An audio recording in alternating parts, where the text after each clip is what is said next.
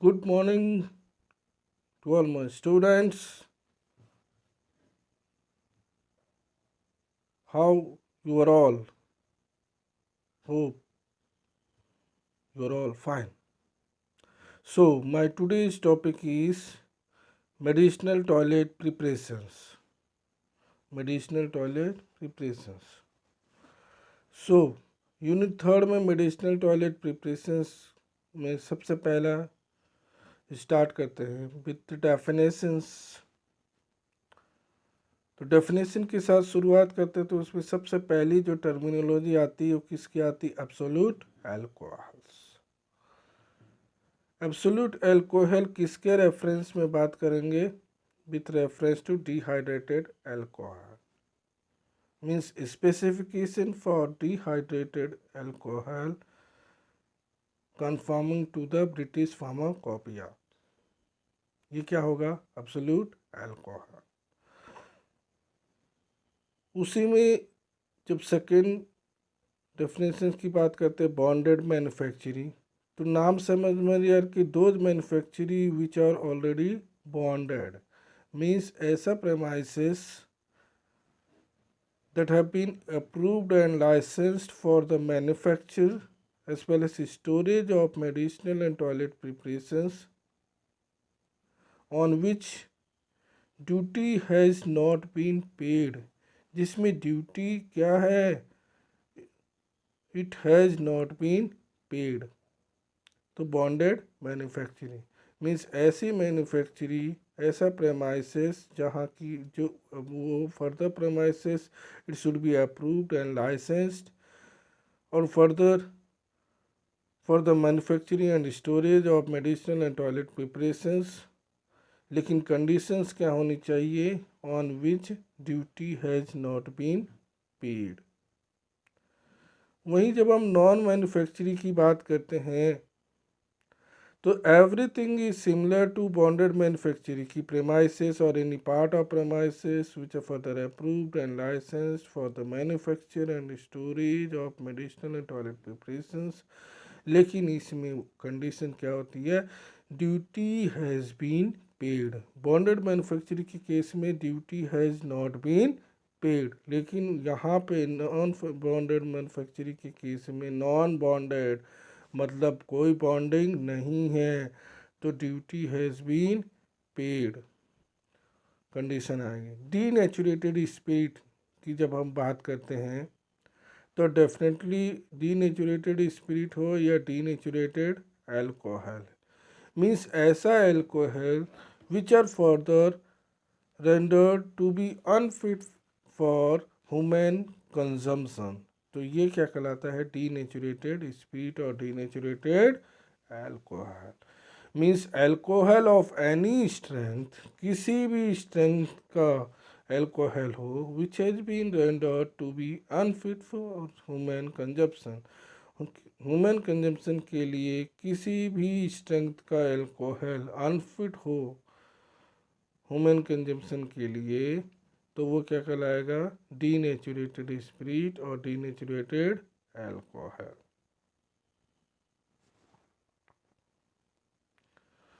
Further आगे बात करें हम इसी डेफिनेशन के सिलसिले में तो क्या है? ड्यूटी।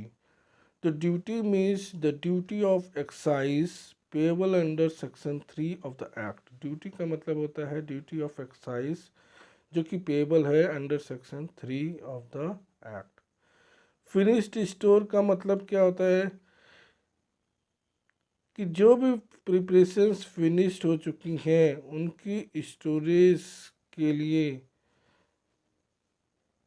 जो मेथड अपनाना है वो क्या हो जाता है? Finished store means that portion of non bonded और bonded manufacturing which is set apart for the storage of the finished preparations. जो प्रिपरेशंस फिनिश्ड हुई है मेडिसिनल टॉयलेट प्रिपरेशंस चाहे वो बॉन्डेड हो और नॉन बॉन्डेड हो, पेएबल हो और ये है ऑलरेडी पेड और नॉट हैज़ बीन पेड, तो फर्दर उस केस में हमने उनके लिए क्या होना चाहिए? स्टोरेज प्रोसेस होनी चाहिए। वो क्या कहलाएगी? Finished storage. Gauge. Gauge means to determine the quantity of alcohol or durable goods contained in कितनी मात्रा में क्वांटिटी ऑफ एल्कोहल ये ट्यूटेबल गुड्स है और टेकन फ्रॉम कास्क, इसको क्या बोलते हैं, गाज। और कास्क का मतलब क्या होता है कि a large container like a barrel, एक बड़ा सा कंटेनर बैरल जैसा होगा, मेड ऑफ वुड, मेटल और plastic, and used for storing liquids typically alcoholic drinks या एल्कोहलिक सॉल्यूशंस। मीन्स कास्ट का मतलब यहाँ पे है कि इस large container like a barrel, बड़ा सा कंटेनर बैरल जैसे होगा, मेड ऑफ वुड जो कि लकड़ी का बना हो या मेटल धातु का बना हो और प्लास्टिक का बना हो, और उसका जो बेसिक पर्पस है कास्ट का जो यूज़ होता है वो होता है टू स्टोर द लिक्विड, और बेसिकली क्या स्टोर करने के लिए, एल्कोहलिक ड्रिंक्स। ठीक है। फर्दर हम लेबोरेटरी की डेफिनेशंस की बात करें तो बॉन्डेड हो या non bonded manufacturing in which the actual manufacture of durable goods take place, actual manufacturing हो रही है उस पर्टिकुलर, तो उसे क्या बोलेंगे, laboratory. Prove means definitely test करेंगे, किसका टेस्ट करेंगे, स्ट्रेंथ ऑफ एल्कोहल। तो prove means to test the strength of alcohol by the help of hydrometer. तो ये क्या हो गया, प्रूव। आगे बढ़े हम, तो रेक्टिफाइड प्रिपरेशंस, क्या होता है rectified preparations, means it includes every preparations which are declared by the central government as restricted preparations under these rules. Restricted preparations means ऐसा प्रिपरेशंस जो कि सेंट्रल गवर्नमेंट ने रेस्ट्रिक्ट किया हो, वो rectified preparations. For the unrestricted, sorry rectified restricted preparations, unrestricted preparations की अगर हम जब बात करें तो definitely those preparations which is a spurious preparations, means preparations containing alcohol but other than a restricted preparations। Spirit store की बात करेंगे तो डेफिनेटली बॉन्डेड और manufacturing which is set apart for the storage of alcohol, अफीम etcetera, narcotics etcetera, purchased free of duty or at prescribed rates of duty is specified in the schedules to the act। ये क्या हो गया, spirit store.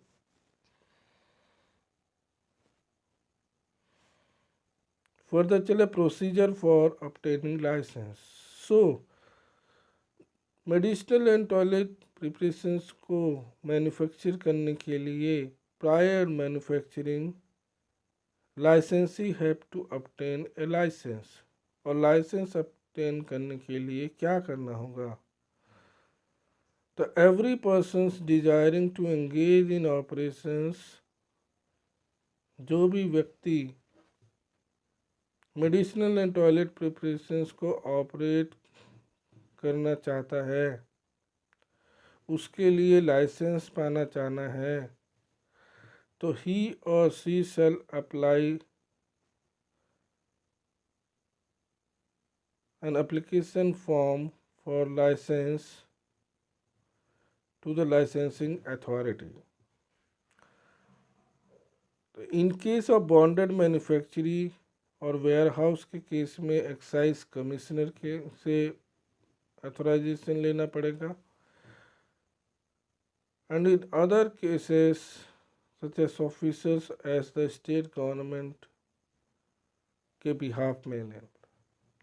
If any persons desires to have more than one kind of license, अगर एक से ज़्यादा licence चाहिए तो he shall submit a separate application form for every such license।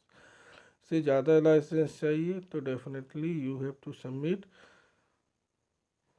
A separate application form for each licence. ठीक है। फिर अगर बिजनेस पर्पस में आप किसी दूसरे लोकेशन में खोलना चाहते हैं तो definitely for that location also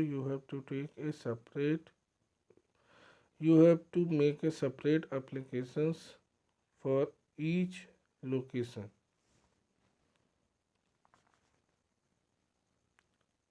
further आगे बात करें हम तो purpose for which licence is requested, basic purpose जिसके लिए हमने लाइसेंस के लिए रिक्वेस्ट डाला है, लाइसेंस अचीव करने के लिए, और उस चीज़ के अगेंस्ट में हमें कितना फीस पे करना पड़ेगा पर एनम when we achieve that license. तो manufacture under bond for payment of duty, under bond for payment of duty, और एलोपैथिक मेडिसिनल प्रिपरेशन है जिसमें अल्कोहल है, allopathic medicinal preparations and toilet preparations containing alcohol, अगर अल्कोहल कंज्यूम हो रहा है 2250 litre per annum से कम तो आपको पे केवल एनम कितना करना पड़ेगा पर एनम 200। वहीं पे अगर मोर देन अल्कोहल कंज्यूम हो रहा है 2250 litres per annum alcohol content की बात कर रहे हैं हम यहाँ पे, तो क्या होगा 400। अगर हम medicinal preparations and toilet preparations में अल्कोहल का कंटेंट है ही नहीं, not containing alcohol but containing अफीम, इंडियन हेम्प और अदर नार्कोटिक ड्रग्स, तो उसके लिए कितना पे करना पड़ेगा 20 रुपीज़। ठीक है। फर्दर आगे बढ़े तो जब हम होम्योपैथिक प्रिपरेशंस की बात करते हैं तो डेफिनेटली अल्कोहल का जो कंज्यूम हो रहा है, तो अगर 2250 लीटर्स पर एनम से कम कंज्यूम हो रहा है, 2250 लीटर्स पर एनम से कम, तो डेफिनेटली यू हैव टू पे 200 रुपीज़। वहीं पे अगर अल्कोहलिक होम्योपैथिक प्रिपरेशंस के केस में अल्कोहल जो कंज्यूम हो रहा है वो 2250 लीटर 2250 लीटर्स पर एनम से भी ज़्यादा क्वांटिटी में अल्कोहल कंज्यूम हो रहा है, देन यू हैव टू पे 400। अगर आयुर्वेदिक, यूनानी और इंडिजिनस सिस्टम ऑफ मेडिसिन जिसमें कि अल्कोहल कंटेंट प्रेजेंट हो, ठीक है, तो डेफिनेटली यू हैव टू पे 50 रुपीज़। ठीक है। अगर ये सारी चीज़ें किसके रेफरेंस में बात हो रही थी, मैन्युफैक्चरिंग इनसाइड बॉन्ड। अब अगर मैन्युफैक्चरिंग आउटसाइड बॉन्ड की बात करें तो डेफिनेटली, या नॉन बॉन्डेड की बात करें, outside bond means non bond, तो इसके रेस्पेक्ट में जब हम allopathic medicinal preparations, medicinal and toilet preparations की बात करते हैं जिसमें कि अल्कोहल कंटेंट हो, तो अगर अल्कोहल जो कंज्यूम हो रहा है एलोपैथिक प्रिपरेशंस के केस में 70 लीटर्स और less than 70 litres per annum, तो 20 रुपीज़ पेएबल। वहीं अगर 70 लीटर से ज़्यादा और 280 लीटर से कम कंज्यूम हो रहा है तो डेफिनेटली यू हैव टू पे 50 रुपीज़। और अगर अल्कोहल कंज्यूम हो रहा है और 280 लीटर से ज़्यादा कंज्यूम हो रहा है पर एनम, तो यू हैव टू पे 400 रुपीज़। अगर medicinal preparations and toilet preparations में आपका अफीम, इंडियन हेम्प या नार्कोटिक ड्रग्स, ये सारी चीज़ें नहीं हैं, प्रेजेंट नहीं हैं, क्या अफीम, इंडियन हेम्प या फिर कोई भी दूसरी narcotic drugs, then you have to pay for that only and only 20 rupees.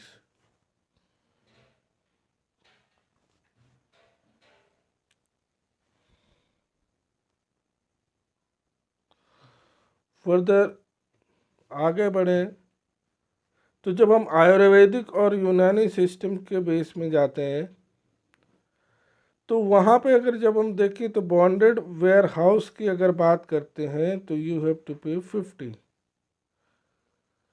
अगर हम मैन्युफैक्चरिंग ऑफ मेडिसिनल प्रिपरेशंस, कौन मैन्युफैक्चर कर रहा है, हॉस्पिटल, डिस्पेंसरीज या कोई भी चैरिटेबल इंस्टीट्यूशंस, तो उस केस में कोई भी फीस पेबल नहीं होगी। किस केस में? In case of hospitals, dispensaries और अदर चैरिटेबल इंस्टीट्यूशंस। ठीक है।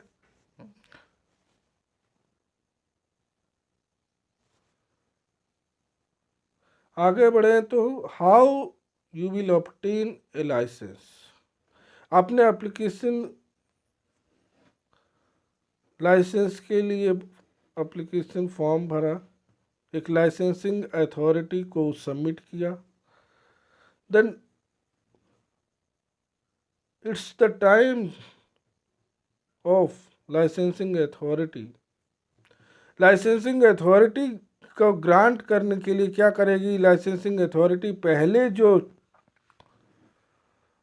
एप्लीकेशन फॉर्म आया है लाइसेंस अचीव करने के लिए, उसको क्या करेगी? वो वेरीफाई करेगी। आफ्टर वेरिफिकेशन अगर वो सेटिस्फाई हैं तो definitely they will grant a licence to that particular person. इसके लिए क्या होगा कि सबसे पहली चीज़ तो वो ये भी देखेंगे कि वो जो प्रेमाइसिस है उसमें जो क्वांटिटी ऑफ अल्कोहल जो आपने फिक्स किया है, ये जो आपने उसमें एंट्री किया है, definitely that should be suitable for that amount of medicinal preparations और नॉट। और अगर वो इतना सूटेबल नहीं है देन डेफिनेटली वो क्या करेंगे, उसमें से क्वांटिटी रिड्यूस कर सकते हैं या refix the quantity of alcohol as they decide.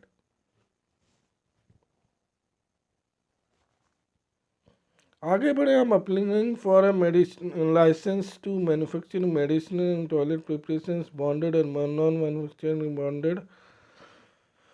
तो इस केस में ऑब्वियस ही बात है कि जब हम अप्लाई करें लाइसेंस के लिए तो अपना नाम डालेंगे, उस एड्रेस ऑफ द पर्सन्स डालेंगे, पर्सन जो अप्लाई कर रहे हैं उसका नाम, एप्लीकेंट्स नेम, जो एक पर्टिकुलर एड्रेस जहाँ पे आप लोकेट करना चाहते हैं, site of locations, managing directors या managing agents, managers, everything should be specific. फिर amount of capital propose to be invested in the venture, मतलब मीन्स उस डॉक्यूमेंट्स में आपको ये भी मेंशन करना पड़ेगा कि कितना अमाउंट ऑफ कैपिटल आप इन्वेस्ट करने जा रहे हो आपके हिसाब से। फिर उसमें पूरा चीज़ name and place of the site of the location, चाहे वो बॉन्डेड हो या नॉन बॉन्डेड मैन्युफैक्चरिंग हो। फिर अप्रोक्सीमेट डेट हो जाता है जिस डेट पे आपकी मैन्युफैक्चरिंग आप चालू करने वाले हो, डिजायर्स टू ओपन। और क्या होता है, number and full description of the vats, stills and other payments apparatus and machinery which the applicant wishes to set up और वर्क। और आप अपने पूरा इंफॉर्मेशन देंगे वैट से रिलेटेड, स्टिल से रिलेटेड, जो apparatus, इक्विपमेंट्स, इंस्ट्रूमेंटेशन या फिर मशीनरी रिक्वायरमेंट है, everything should be mention. Means जब हम लाइसेंस अप्लाई कर रहे हैं तो उन पर्सन नेम, उसका एड्रेस, इवन अगर डायरेक्टर्स, मैनेजिंग डायरेक्टर्स है तो वो एवरीथिंग फॉर्म के बारे में पूरा चीज़ स्पेसिफाई करना होगा। कितना total amount of capital propose किया है आपने इन्वेस्ट करने के लिए, वो आपको बताना पड़ेगा। और आप अप्रोक्सीमेट डेट बताना पड़ेगा किस डेट से आप मैन्युफैक्चरिंग स्टार्ट करने का प्लान कर रहे हैं अगर आपको लाइसेंस अचीव हो जाता है। दूसरे, पूरा फुल डिस्क्रिप्शन होना चाहिए वैट्स का, स्टील्स का, उसके इंस्ट्रूमेंटेशन, अपैरेटस, इक्विपमेंट्स, जो ताकि जब आप लाइसेंस अचीव कर सकें और अपना काम चालू कर सकें। और मैक्सिमम क्वांटिटीज़ कितना आप अचीव करना चाहते हैं, एवरीथिंग शुड बी स्पेसिफाइड। आपके होल टाइम या पार्ट टाइम एक्साइज ऑफिसर्स जो रहेंगे उसके बारे में मेंशन होना चाहिए। List of all preparations in which licensee proposes to manufacture is manufacturing, showing the percentage, content or proportion of alcohol, means आपको लाइसेंस मिलने के बाद आप कौन कौन सी चीज़ों को मैन्युफैक्चर करने वाले हो, तो और उसमें कितने परसेंटेज, कितनी मात्रा में अल्कोहल लगेगी, you should specify on that particular document. Further आगे बढ़े हम, तो अगर मैन्युफैक्चरिंग की बात करें इन बॉन्ड, तो डेफिनेटली बॉन्डेड के केस में एंट्री और एग्ज़िट के लिए डेफिनेटली एंट्री के लिए एक एंट्रेंस होना चाहिए and one door to each of its compartments, और हर एक कंपार्टमेंट्स के लिए एक दरवाजे होने चाहिए, वन डोर होना चाहिए, और every door shall be secured with excise tickets lock.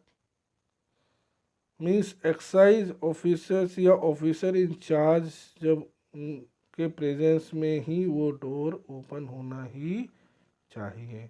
अगर आपका ऑफिसर इंचार्ज नहीं है तो रेस्पेक्टिव पर्सन्स जो कि ऑफिसर इंचार्ज है उस एरिया का रिस्पॉन्सिबल पर्सन है, अगर वो नहीं है तो उसके एब्सेंस में आपका डोर ओपन नहीं होना चाहिए।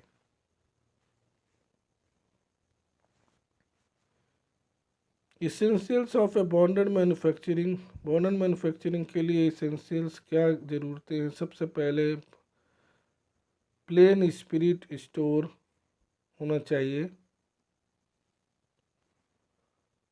At least one large room for manufacturing medicinal preparations होना चाहिए, एक बड़ा सा कमरा होना चाहिए। और जब आपने मैन्युफैक्चरिंग के लिए एक वन लार्ज रूम लिया है तो डेफिनेटली एक या एक से ज़्यादा रूम हो सकते हैं स्टोर करने के लिए फिनिश्ड मेडिसिनल प्रिपरेशंस, जो आपका मेडिसिनल प्रिपरेशंस फिनिश हो चुका है उसको स्टोर करने के लिए। Separate arrangement for manufacturing and storage facilities, और separate arrangement for manufacturing of medicinal preparations, as well as there should be separate arrangement for manufacturing of toilet preparations। और बाद में दोनों ही सेपरेट अरेंजमेंट मैन्युफैक्चरिंग का किया तो definitely separate arrangement for finished medicinal as well as toilet preparations. फिर accommodations with necessary furnitures, means accommodate करने के लिए, स्टोर करने के लिए, रखने के लिए नेसेसरी फर्नीचर्स जो भी उस प्रेमाइसिस में चाहिए डेफिनेटली शुड बी प्रेजेंट।